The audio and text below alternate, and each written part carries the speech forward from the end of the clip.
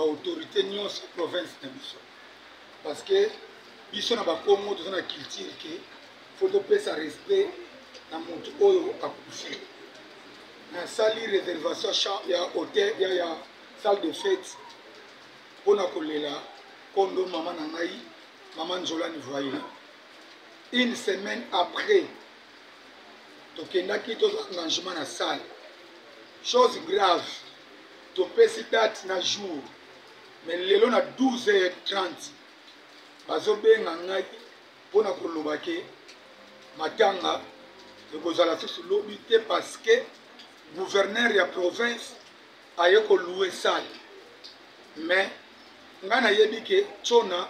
eza établissement privé eza ya l'état te ye gouverneur comment mutu si aloué salle et ye aya kozwa susu salle yango mpo asala activité lobby yango nasengi na conseil de sécurité nyonso ya province natie bino ya témoin bana Matadi natie bino ya témoin bana Congo central badepute nationaux provinciaux natie bino ya témoin mpona koloba ke lobby matanga na biso ekozala na salle ya Tshona parce que ye aza autorité il paraît-il que balobaka ata champion ya vision ya chef de l'état et ce comportement bo chef de l'état akofiche yango vis-à-vis ya moto osi akufi lelo oyo soki ngai levi na démissionnaki na mosala na bango ngai naza leader mangeur nakosoutenir mpe leader mineur parce que makambo oyo nalongwaki na mosala nakodévoile yango dans quelques jours mais lelo oyo soit disant balider soit disant beau-frère na ngai opuanie nga na mokongo na moment naza na posa faiblesse nazo regret makambo d'ici samedi mpona lakisa bino ke levi aza nani lelo oyo tofandi awa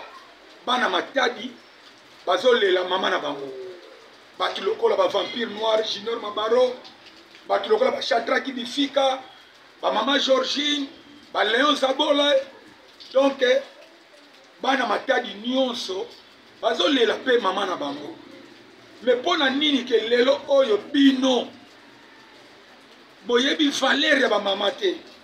mpona koluka kodestabilize matanga ya mama oyo a servir église catholique bamama régionnaire bozolandanga ntango oyo toza choqué na motema soki basali yango mama na biso yo mama bakezwa yo mpo soutenir soit disant bango un jour bakosala yango mpe yo yango nasengi na bana Matadi lobi matanga eza na Tshona oyo ya likolo oyo ekoya lobi eya ngai lio navandi kimia mais provocation ebandi mais lobi matanga ekozala oyo nyonso ayebi alopesa mbongo na ekuna ezala gouverneur ata simple citoyen congolais toza na moment état de droit et puis lobi nazosaisir baavocat nanga basaisir justice parce que ngai napesaki mbongo na ngai nasalaki réservation pour la journée ya lobby bakongo bapesaka valeur na matanga tanzo loba bino ke province akoteka te bozondima ngai te resi oyo établissement Tshona apesaki ngai ya mboyi mpona matanga ya mama na ngai alors soki bato bazolanda ngai navandi kimia parce que mama na ngai akufeli kombo meki ngai mpe nayebisi bino vérité tokoti guerre na bino epi ngai naleki bino toyebani ngai nakunda bibembe na Matadi awa ezala bapapa Mbachi bapapa Atumatu Bwana bapapa Jacques Mbadu Nsitu babandaki kopesa bamatanga valeur parce que bazalaki bakongo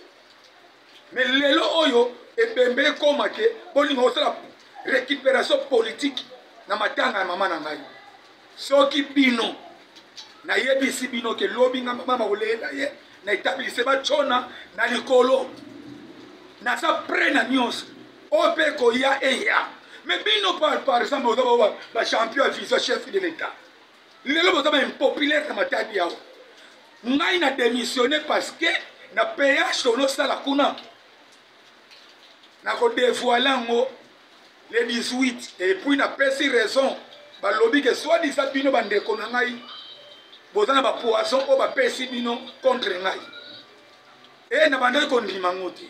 balobi soki osali émission manda na mene ezali na banda ondima ngo te mais lelo oyo na ndimi ke bino bato boza na biloko wana bana matadi soki lelo oyo boyoki ke nakufi place edembe na ngai kouta bomoni yango soki boyoki na bukani to basali nga mabe bato bazo